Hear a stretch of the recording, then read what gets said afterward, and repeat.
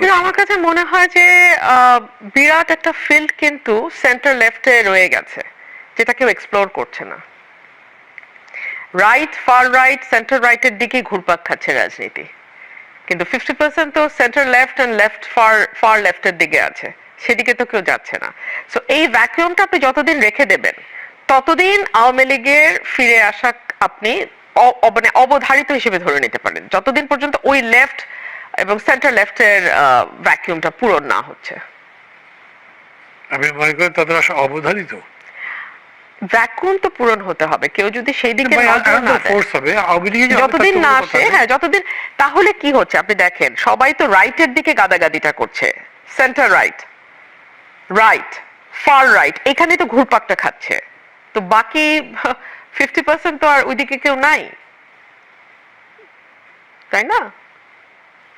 অনেক না, আমি যেটা বলছিলাম মানা ভাই, যে আমাদের ওই রাইট ব্লকটার মধ্যে ঘুরে ফিরে centre right, right and far right, কিন্তু লেফটের একটা বিরাট অংশ খালি আছে। এখন আমরা যেটা বিরতির সময় আলোচনা করছিলাম, যে অনেকগুলো লেফটিস্ট পার্টি বাংলাদেশে আছে, এবং পুরোপুরি লেফট না হলেও সেন্টার লেফটে আছে, ওয়েলফেয়ার পার্টি, যারা ওয়েলফেয়ারের কথা বলে সেই পার্টিগুলো আছে, কিন্তু কেন তারা মানুষকে অ্যাট্রাক্ট করতে পারছে না?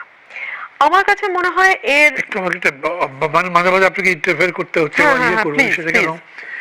আওয়ামী লীগ, বিএনপি, জাতীয় পার্টি, জামাতে ইসলাম সবগুলো ওয়েলফেয়ার ইকোনমির কথা বলে, ওয়েলফেয়ার স্টেটের কথা বলে, খুব ইন্টারেস্টিং।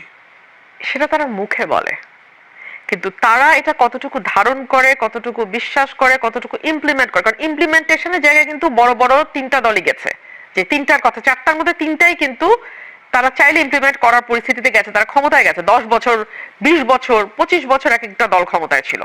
এরশাদ 10 বছর, বিএনপি জিয়াউর রহমানের আমল ধরলে 14 বছর, আর শেখ হাসিনা তো এক নাগারেই 15 বছর, প্লাস তার আগে আরো 10 বছর। ধারণ তো নিশ্চয়ই করে না, করলে সবচেয়ে বড় ম্যানিফেস্টেশন তো তাদের বাজেটে দেখা যেত, অ্যাবসলিউটলি, কিন্তু সেটা দেখা যায়নি। শিক্ষায় এখনো 2-এর কম, স্বাস্থ্যে 1-এর কম, সো সুতরাং বোঝাই যায় ওয়েলফেয়ার কতটা। কিন্তু ব্যাপারটা হচ্ছে যে কেন তাহলে আমাদের ওয়েলফেয়ারের কথা যারা ইমপ্লিমেন্ট করবে বলে এখনো বলে যাচ্ছে, বা লেফট পলিটিক্স যারা কৃষক, শ্রমিক, মজুরের দোহাই দিয়ে রাজনীতি করছে, তারা কেন মানুষ অ্যাট্রাক্ট করতে পারছে না? আমি কোনো দলের নাম অবভিয়াসলি বলবো না, কিন্তু তারা কেন করতে পারছে না? তার কয়েকটা কারণের মধ্যে একটা আমার কাছে মনে হয় যে তাদের রাজনীতিটা কোনো একটা জায়গায় গিয়ে জনবিচ্ছিন্ন হয়ে যায়, পিপলের সাথে কানেক্ট করতে পারে না। মানুষের সাথে কানেক্ট করতে হলে আপনাকে একদম মানুষের সাথে মিশে গিয়ে তাকে বোঝাতে হবে। বেশিরভাগ বাম